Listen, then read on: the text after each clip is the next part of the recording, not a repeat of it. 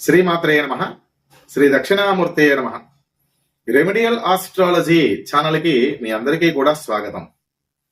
అమ్మవారి యొక్క అనుగ్రహంతో ఈరోజు అమ్మవారి యొక్క లలితా సహస్రనామాలలో 33వ నామం కామేశ్వర ప్రేమరత్న మణిప్రతిపనస్తని అనబడేటువంటి నామం యొక్క విశిష్టతని తెలియజేసేటువంటి ప్రయత్నం చేస్తాను.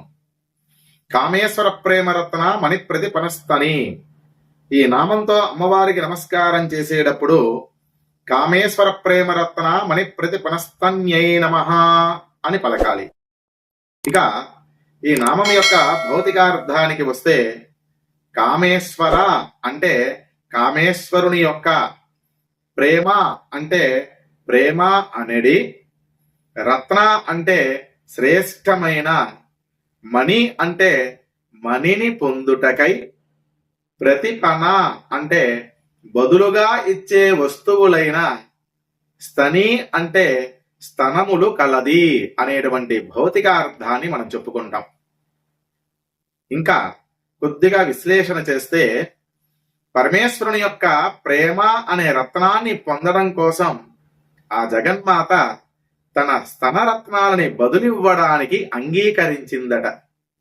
కాబట్టి అయ్యవారి ప్రేమ అంతా కూడా అమ్మవారికొక్కదానికే, ఇంకెవ్వరికీ కూడా ఆ ప్రేమ గాని ప్రేమలో భాగం గాని లేదు.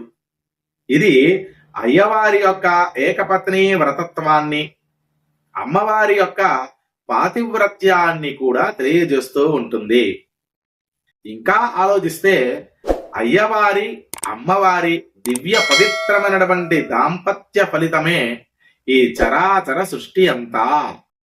కనుక ఈ సృష్టిలో భార్యాభర్తలైనటువంటి వారందరూ కూడా ఇదే రకంగా పాతివ్రత్యాన్ని, ఏకపత్ని వ్రతత్వాన్ని కలిగి ఉండాలి అనేటువంటి అర్థం ఈ నామంలో మనకి కనబడుతూ ఉన్నది.